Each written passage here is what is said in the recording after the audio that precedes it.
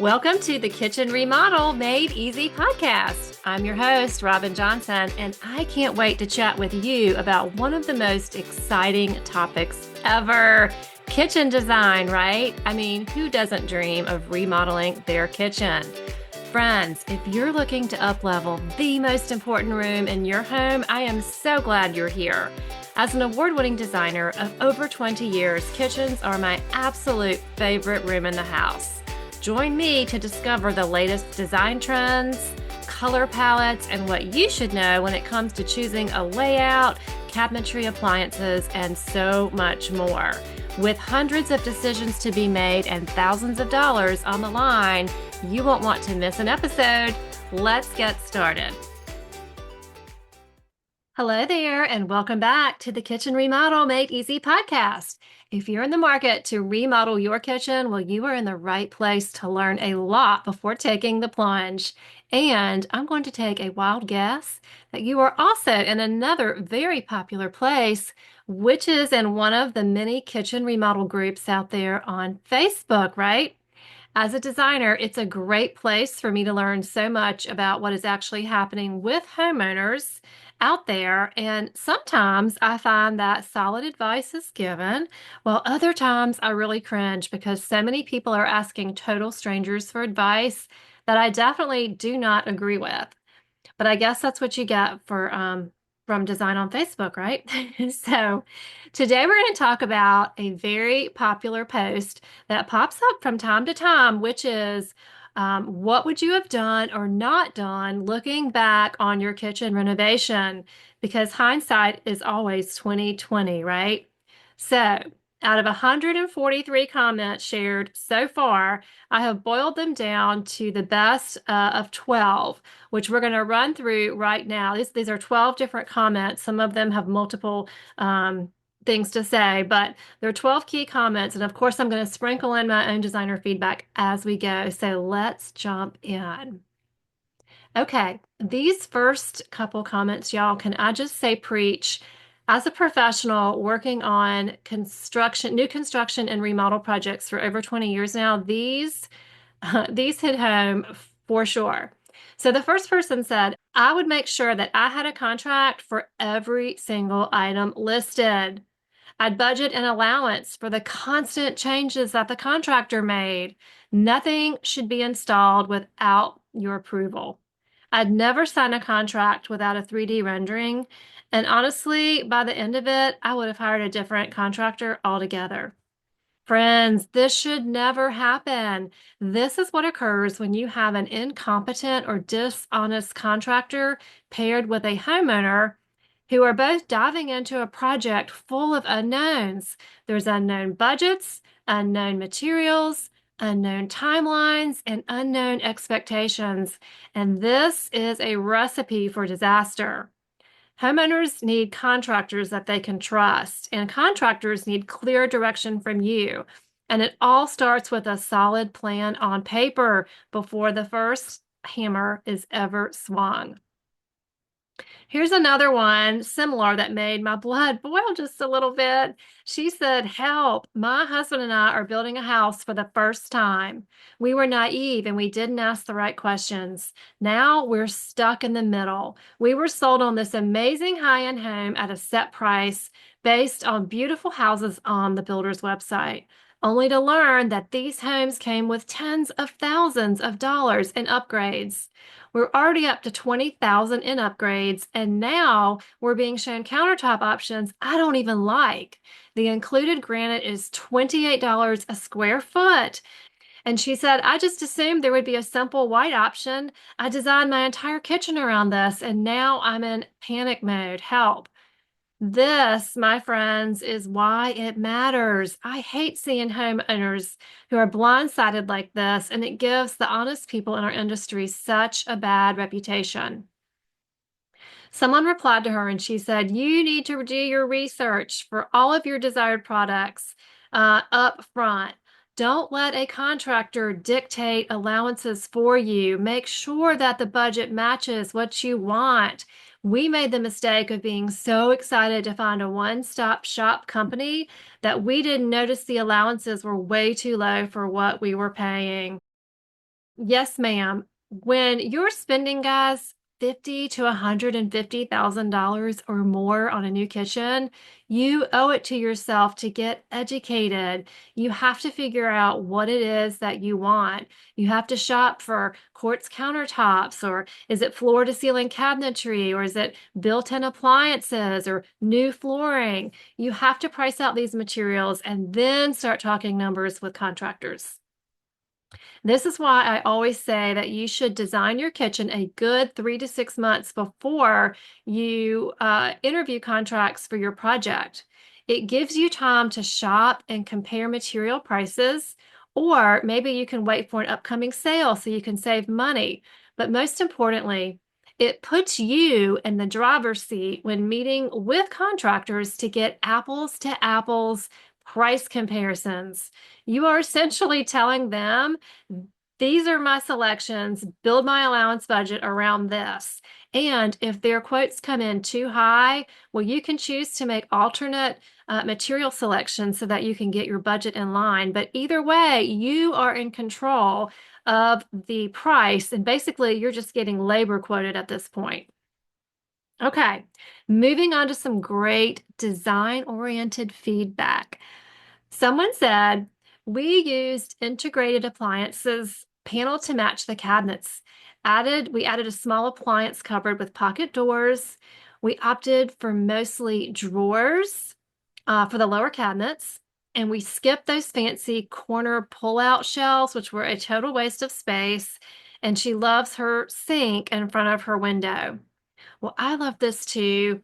Paneled appliances look so clean, and they look custom, and they often don't cost a whole lot more if your cabinet supplier can accommodate them. So be sure to ask. Is ask for drawers instead of lower cabinets. Huge fan. It's a big win for function. And for those appliance cupboards, well, there's several options out there. There's a vertical door that lifts up kind of like a garage door. There's pocket doors that you can open and tuck back in, or there's double doors that just swing out. So remember, choose an option that fits the space, and also the hardware will affect the cost depending on what style you go with. This next comment made me smile. She said, get a 3D rendering of your kitchen plan first. If they can't provide one, don't hire them. I 100% agree with this, especially if you're going to be recreating the layout. Even as a designer, I rely on 3D renderings to show clients exactly what we're creating, especially if walls are moving or the layout is changing. So important. Another great tip, she says, our contractor built my dining room banquette to match the kitchen. They made a test sample and we adjusted the height after realizing it was too tall with a cushion added. And I love this because I think it's a great example of how a contractor's mind tends to work more technically versus maybe a woman's mind who is wanting, a comfortable seat cushion on the bench and plenty of throw pillows and probably some built-in storage to boot on the banquette, right? So if you can't have an actual test sample made, get a detailed scale drawing that you can approve and kind of measure out in person. Never just, never just wing it. All right, countertop backsplash lovers, listen up. One member commented, I carried my countertop stone up as the backsplash, and I'd never not do that again. It's so easy to clean. Someone else chimed in, same. This is the biggest design change that we've made so far, and it's so much better than tile for cleaning. Countertop backsplashes are a huge trend right now, and for a good reason. They are definitely they are clean. There's like no grout lines. They just smoothly carry the eye up for the design. They are a little more expensive than tile, but if you can swing it, they're great to use even just on a range wall where cleanup is key. And you can definitely mix and match materials. So if you want to just do a slab on one wall, you can definitely use other materials in your kitchen for backsplash, like maybe shiplap or brick or tile or something else as a fun accent. Okay, another commenter said, I love my storage pullouts that we included next to the range for spatulas, long spoons, and knives. I also love my direct water line for our coffee maker. And I'm so glad that we added outlets underneath our upper cabinets instead of inside the backsplash. All of our small appliances are hidden behind cabinets so my counters stay clean and clear. Well, I love everything about this. The direct water line for a built-in coffee maker is genius. I know that I get tired personally of refilling my Keurig container every few days, so it would be really nice to have a direct water line. As for the under cabinet outlets, well, I think that a lot of people, it's kind of who you talk to. Some people love them, some people are like, no way, but I think that they kind of got started when the countertop backsplash trend grew in popularity and people didn't want to drill, a hole in the middle of their quartz slab on the wall. So outlets kind of moved up underneath the cabinets. And I think people that use them, they basically will plug and unplug the appliance that sits there. It's kind of more of a temporary thing. I personally wouldn't want to have a cord hanging down out of my cabinet. So I guess it kind of depends on how much you use your small appliances, if you keep them sitting out or if you keep them tucked away in a cabinet. Okay. Another comment. I'm so glad that we added trim to the top of our kitchen cabinet so that they're flush with the ceiling and there's no weird gaps. Well, I am totally team crown molding or whatever trim that you want to use all day long. If your ceilings are 8 to 10 feet, I recommend running, your cabinetry up and finishing it off with a trim to avoid dust bunnies and those weird shadows. Even in an older home, if your ceiling height might be a little bit uneven, a good cabinet installer can make it work. Another comment, she said that she was so glad that she included a microwave drawer in her island because it freed up space for a decorative hood over the stove. Yes, I'm a huge fan of microwave drawers. I spec them all the time for projects. I have lived with one now for almost 20 years. Um, they're pricey, but if you don't have a walk-in pantry or an appliance garage, they are a fantastic space saver. And like she said, it allows you to put a beautiful decorative hood over your stove so that you have something, a focal point for your kitchen. And I think that the drawers, they're super easy to use, and I would never not have one. She also said that her remodel was supposed to take 4 months and now she's at 7. Yikes. So I always tell people that whatever timeline your contractor estimates, just go ahead and double it. And that way you're going to be a lot less frustrated when things inevitably run long. Okay, this next one is a favorite of mine. She says, we did 2 single basin sinks, each with a garbage disposal. Plus, we did an instant hot water tap. I installed a reverse osmosis system under the sink. I have a warming drawer and dimmers on all of our lighting. Wow, this sounds like a really well-designed kitchen.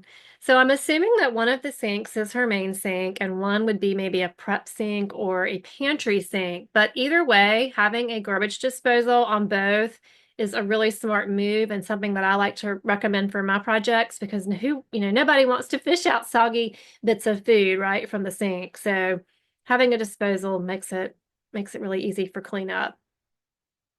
Instant hot water taps and reverse osmosis systems are things that I'm seeing more and more, especially in higher end projects. And I have been getting requests for those as well. I think many people are opting to move away from the water and ice dispenser on the door of a refrigerator because they want like a clean look, especially if you're going to panel it, you make it integrated. So they're choosing to add a filtered hot cold water tap at the sink, or they're choosing a refrigerator style that has an interior water and ice dispenser inside. And then as far as, the filtration system, the osmosis system under your sink, having it hooked up to just that one tap is kind of a saver because you're not having filtered water, say, to wash your dishes. You're just using it really as a drink or pot and pan filler faucet. Moving on, a commenter said we have an induction cooktop with a convection oven. Induction, in my opinion, just cooks better, and there's no gas in the house. Well, I can personally vouch for this. We have an induction range in our home and it heats up water faster than gas, and cleanup is a breeze.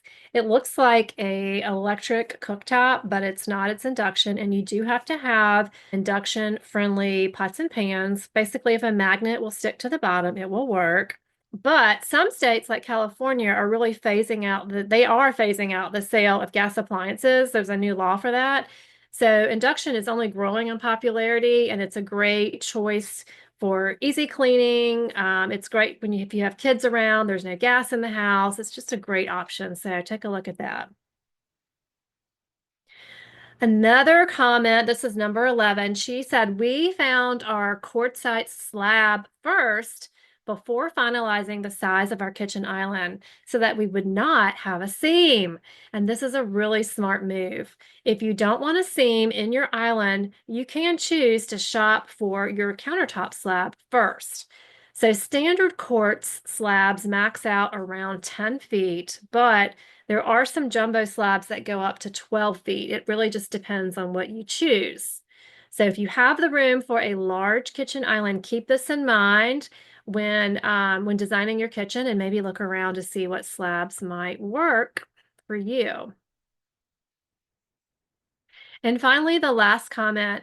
One homeowner shared her biggest regret, and she said, our hood was installed too low, even though it met the minimum code height above the cooktop.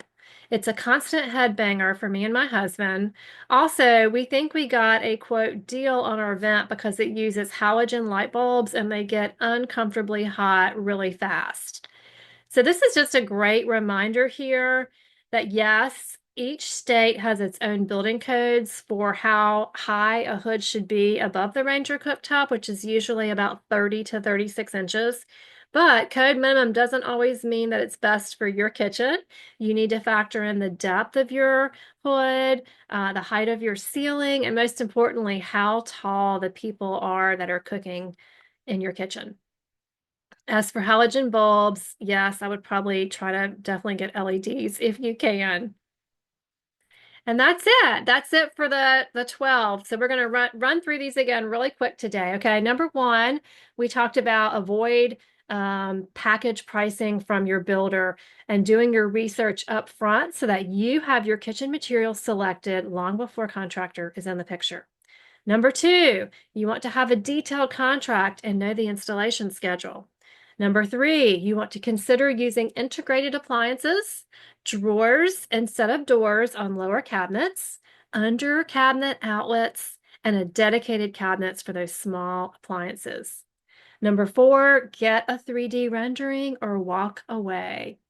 Number five, for custom built features, you can have a test sample built or get a scale drawing. Number six, run your countertop stone up the wall as your backsplash. Number seven, consider unique storage pullouts, under cabinet outlets, and a coffee maker water line. Number eight, use crown molding to finish off your cabinets to the ceiling. Number nine, get a microwave drawer to free up countertop space and expect your remodel to run much longer than quoted.